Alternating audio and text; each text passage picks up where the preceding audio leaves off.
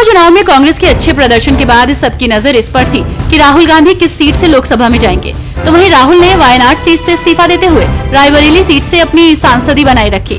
वायनाड से इस्तीफा देने के साथ ही कांग्रेस ने ये भी ऐलान कर दिया कि वायनाड सीट पर होने वाले उपचुनाव में प्रियंका गांधी वाड्रा उम्मीदवार होंगी। तो वहीं प्रियंका अगर वायनाड से चुनाव जीती हैं, तो संसद में गांधी नेहरू परिवार एक नया कीर्तिमान रच देगा। केंद्रीय गृह मंत्री अमित शाह और बीजेपी अध्यक्ष जेपी नड्डा ने पार्टी मुख्यालय में एक महत्वपूर्ण बैठक की, जिसमें हरियाणा बीजेपी कोर ग्रुप के नेताओं के साथ लोकसभा में पार्टी के कमजोर प्रदर्शन पर चर्चा हुई। इस बैठक में कांग्रेस ने किस कारण से हरियाणा की आधी यानी कि 5 सीटें जीती, इसको लेकर मंथन हुआ। साथ ही साथ आगामी विधानसभा चुनाव को लेकर भी रणनीति बनाई गई है।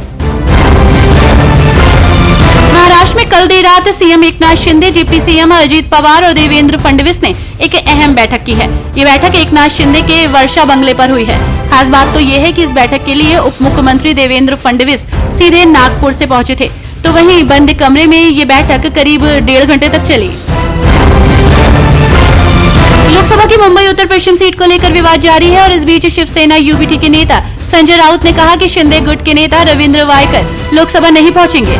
तो वहीं राउत ने कहा कि ये वायकर तो पहले शिवसेना में था, हमारे समर्थन में एमएलए बन गया, मंत्री बन गया, बीएमसी के स्टैंडिंग चेयरमैन बन गया और अब ये ईडी और सीबीआई के डर से भाग गया।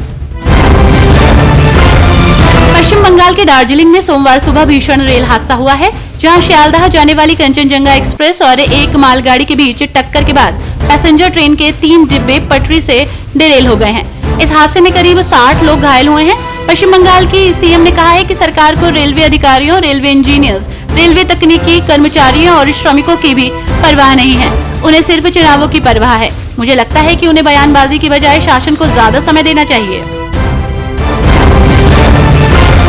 देश में विपक्ष लगातार जातीय जनगणना कराने की मांग कर रहा है। जातीय जनगणना को लेकर अब अजित पवार गुट की तरफ से भी बड़ा बयान सामने आया है। एनसीपी नेता छगन भुजबल ने एक बैठक के बाद कहा कि हम प्रधानमंत्री नरेंद्र मोदी से जातीय जनगणना की भी मांग करेंगे।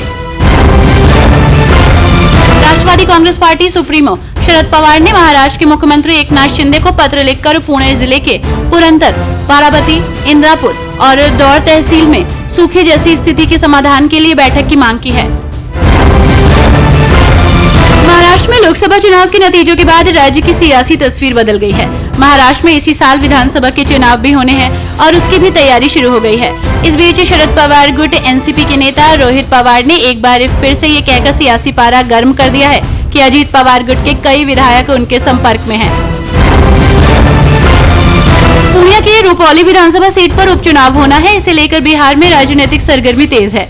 इस बीच पूर्व विधायक और पूर्णिया से राष्ट्रीय जनता दल की लोकसभा की प्रत्याशी बीमा भारती राबड़ी आवास पहुंची हैं। ऐसा माना जा रहा है कि आरजेडी से टिकट चाहती हैं।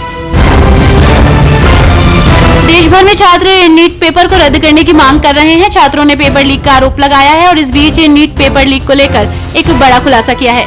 पेपर लीक मामले में गिरफ्तार हुए आरोपियों ने कई हैरान करने वाले खुलासे किए हैं। पेपर लीक में बिहार सरकार में 56 वर्षीय जूनियर इंजीनियर सिकंदर कुमार यादवेंदु ने अपनी भूमिका को कबूल किया है।